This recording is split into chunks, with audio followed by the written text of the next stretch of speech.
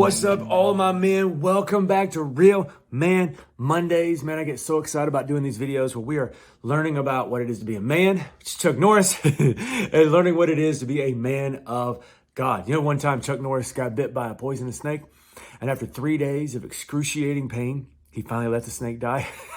That's what it is to be a man of God. Micah 6:8 said, a man of God acts justly, loves faithfulness, and walks humbly with the Lord his God. And here's the thing, it doesn't happen overnight. It takes a lifetime to become a man after God's own heart, which even then doesn't mean we get it right all the time, but we're always moving in that direction. And it takes a long time to get there, but we're going to get there together. And what we've been doing is we've been talking about the idea of a man of God as someone who walks in spiritual authority. Jesus won the war when he rose from the dead and he took the keys of death, hell, and the grave. And so we don't fight from or for victory. We fight from a position of victory, but we still fight. We need you men to stand up more than ever. That's not saying anything against ladies. They got their own journey they got to make, but we're talking about us guys, and we need men of God to stand up. We need men of God to stand up and show the next generation what it looks like to have courage and to fight for the rights that we have to be men of God. We need men of God to lead in our communities. We need to see men all over the place leading. We need to lead in our homes, but then we also need to lead ourselves well. What I love is this idea in Ephesians chapter 6. The Apostle Paul is in prison, and he's trying to help the people of God understand what we look like spiritually, that we look like we're ready to stand in that spiritual authority. And he looks over, and I wonder if he sees this soldier, and he's like, that's what we look like. So let me tell you what it looks like to be a man of God spiritually. And he's going through the different armor of God. 2 weeks we talked about what it looks like to walk in the armor of God and have on the belt of truth, have objective truth that we live by. Last week we talked about what it looks like to have on the breastplate of righteousness, and this idea of taking the 7-day challenge of thinking about who you think you are. Why do you live the way you do? Why do you get angry the way you do? Is it because of a lie that you believe, or is it the truth that you believe? And then adjust our lives accordingly. The next one he's going to talk about is called putting on the shoes of peace. So I want to read this, and we're going to break down what it looks like to walk in peace. The Bible says this, Ephesians chapter 6, verse 10. Finally, be strengthened by the Lord and by his vast strength. Put on the full armor of God so that you will be able to stand against the schemes of the devil. Skipping down to verse 13. For this reason, take up the full armor of God so that you'll be able to resist in the evil day. And having prepared everything, to take your stand. Stand, therefore, with truth like a belt around your waist. That was 2 weeks ago. Stand with righteousness like the armor on your chest. That was last week. And then here's, and your feet sandaled with the readiness for the gospel of peace.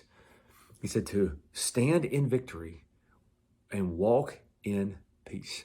There's two different kinds of peace that God has called us to because of the gospel. It's not just peace, but it's the good news. We have peace because of the good news. And there's two different kinds of peace that we can live in. Number one is we have peace with God. And because of that, we can have peace with others. We have peace with God, and we have peace with others. Now, that doesn't mean they're going to have peace with us, but we don't have to walk into any environment with fear or with intimidation because we're already okay because of what God said, who God says we are, and because of what we can do with other people. It is a spiritual confidence that we can stand in. You ever put on a pair of new shoes that didn't fit right?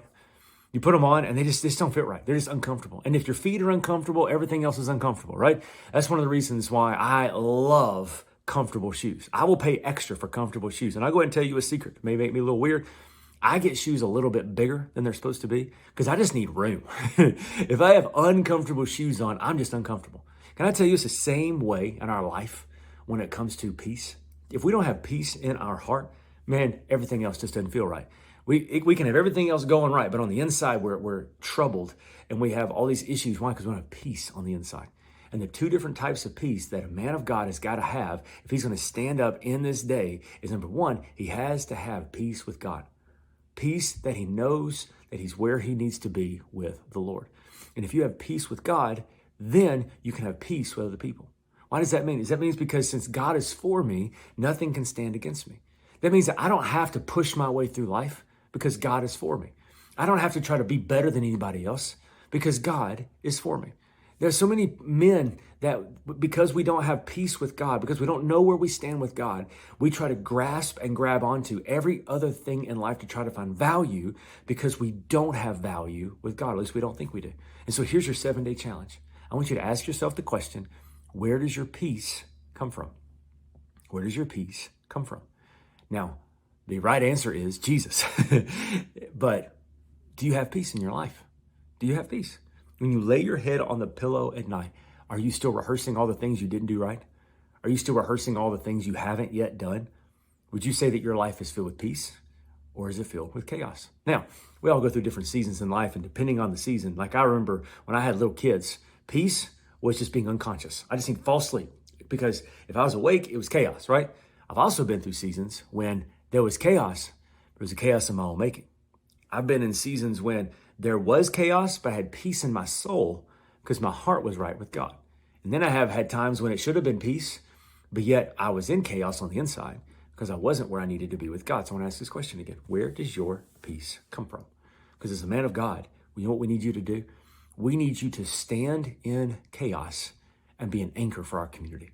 That's what we need you to do. When everybody else is worried, everybody else is running around. You used to say this old phrase, like the chicken with their head cut off, right? A man of God stands and he becomes an anchor for everybody else around him because his peace has nothing to do with the happenings around him. But the peace that he has comes from an anchor in his soul, which comes from Jesus. And here's the thing, man of God, we need you. You know, I'm hearing all over in the news, you know, all the different things with sexual identity issues and political stuff going on and Hollywood things that are going on. And I don't know why we care 2 cents about all that, but we do. And then financial stuff that's going on. There's just always these crazy makers that's out there. There's always these crazy makers. You know what a man of God is? A man of God is the one who stands firm in the chaos.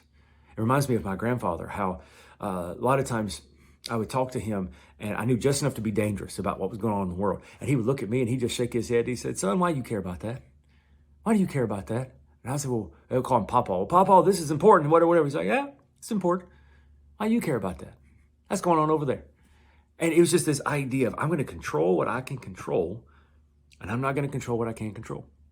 And I wonder if as men of God, we need to start exuding that confidence that my peace comes from the Lord. Therefore, when the world is in chaos, I'm still at peace in my soul. So I'm going to ask this question again.